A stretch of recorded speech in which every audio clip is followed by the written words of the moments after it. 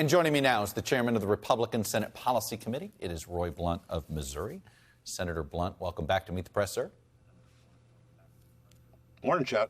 Hey, I want to talk about the insurrection itself. And why is it that we cannot get a bipartisan sort of 9/11 style commission here? I understand the Republican critique of Speaker Pelosi is that it wasn't equal. All right, let's assume it's equal. Why can't we get past that? It seems like we can't get past the scope. Forget the makeup of this commission. Well, Chuck, as you know, the Rules Committee that I've chaired, that now I'm the top Republican on, and the Homeland Security Committee, we've held hearings on this, 2 hearings so far. I'm for holding more of those. We're doing a lot of in-depth interviews.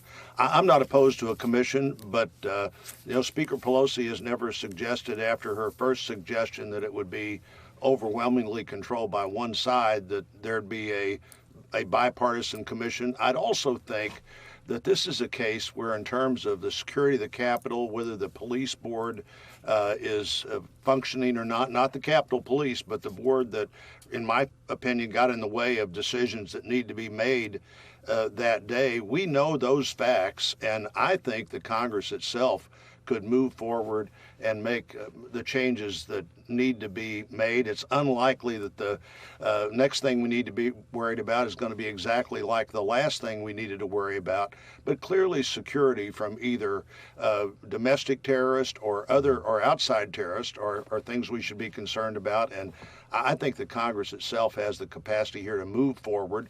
That doesn't mean I'm opposed to a commission, but frankly, I would believe that the commission would probably be a reason to wait and not do the things that we know we need to do right now. Well, I am curious, do you believe that any commission, that the scope should be about specific security measures for the Capitol, or should it also dive into what motivated this crowd of radicals to do this? Well, I don't know. That's certainly different than any commission we've ever had, where you have a commission that tries to become psychoanalyst of what went on. If you're going to look at what happened, why it happened, where the problems were, that's one thing. I think that suggestion really steps this up to a very different level, and certainly a level that the Congress shouldn't wait on to decide how we move forward with the security needs of the Capitol and the country. But that's not the kind of commission, I don't believe, that's been discussed, and I haven't heard that discussion. I want to play sort of 2 different sort of takes on what happened on January 6th, both from Republicans, Senator Blunt. Take a listen. Let me ask you about it on the other side. I knew those are people that love this country, that truly respect law enforcement, would never do anything to break a law. And so I wasn't concerned. Now, had the tables been turned and President Trump won the election, and those were tens of thousands of Black Lives Matter and Antifa protesters, I might have been a little concerned. I was disgusted. I was sick to my stomach having to see our nation's capital being stormed by hostile forces. I'm sure you recognize both voices. Senator Ron Johnson was the first voice, former President George W. Bush there. Ron Johnson called them insurrectionists, people that loved this country. Former President Bush called them hostile forces. What's your view of this? Well, I'm much more in agreement with the George W. Bush view of this. I think it was a terrible day for America. I think it was absolutely unacceptable, and we can't let that kind of thing be repeated again in our country. All over the world, people saw that at what people around the world would see as the citadel for democracy. 2 weeks later, I'm standing at the exact spot where a lot of that fighting occurred at the inauguration itself. But totally unacceptable, and we need to understand that that's an underlying principle of what happened on January 6th that we don't need to try to explain away or come up with alternative versions of. We all saw what happened. We know what happened. We know we can't let that happen again. Well put there. I want to put up a quote you said on the day you announced your retirement. You're not seeking re-election. You said this: I think the country in the last decade or so has sort of fallen off the edge with too many politicians saying, if you vote for me, I'll never compromise on anything. And that's a philosophy that particularly does not work in a democracy. You know, it struck me, though, when I heard you say that, Senator, you're more likely to be replaced by somebody who has a philosophy that you are saying isn't constructive. How do you stop this trend? I mean, you're in your own state. You and Josh Hawley, I think, view this very differently. Well, Missouri voters get to decide who replaces me, and I've been saying this, you and I have talked about this before, this idea in a democracy that you run for office saying, if this is exactly what I'm for, I won't accept anything different than this. I don't know how people even begin to think that's a position you can logically take in a democracy. A democracy is very diverse people coming together and trying to reach the solution that can be reached at that time. I hope we get back to that. Now, you know, if there are 2 or 3 things, and because of your life history or your faith that you know you can never compromise on, that's one thing.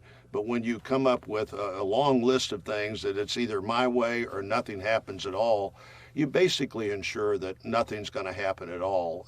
This is democracy is give and take, just like, frankly, at work, at church, at home. If you're not willing to have some give and take, you're not going to have a very successful or satisfying life, or in this case, not a very successful or satisfying United States of America. How much of this change in sort of how politics is conducted here in Washington influenced you in not seeking another term? Well, I don't think it did. I'm optimistic about the future. I'm grateful for the chances to serve. I've actually been able, particularly in this last 2 years, to get a lot of things done, a lot of things related to the vaccine and testing. Mental health reform is moving dramatically in the right direction. Healthcare research, what we're doing to try to do a better job figuring out how we can keep up with the Chinese and others. You know, at the end of this term, I've been in the Congress for 26 years and 20 years in Missouri politics. Before that, if 15 general election victories is not enough to satisfy even the most needy politician, I don't know what would be. The Voting Rights Act, it has been supported bipartisan for a long time. I know where folks are in H.R. 1. I'm not asking about H.R. 1. The Voting Rights Act. You going to support this if it comes to the floor?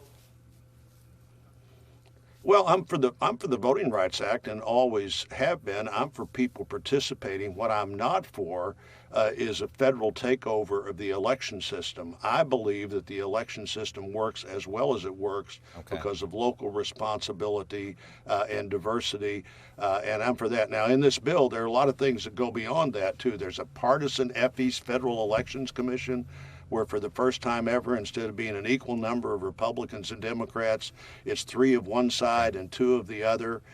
There's money out of the federal treasury for politicians for their campaigns. There are a lot of things to talk about here that don't have anything to do, in my opinion, with access to the ballot or security of knowing that what happened on Election Day is what voters actually wanted to see happen. Well, that's why I wanted to split out the H.R. 1 conversation in my question there. I'm going to let you go. Senator Roy Blunt, Republican from Missouri. It did sound like, though, there's room on the Voting Rights Act itself. I think that's where there is going to be room here. We shall see. Senator, thanks very much. The Voting Rights Act is the Voting Rights Act that I've voted for in the past, and that's the Voting Rights Act I'm talking about right now. Fair enough. Good to know. Thank you, Senator.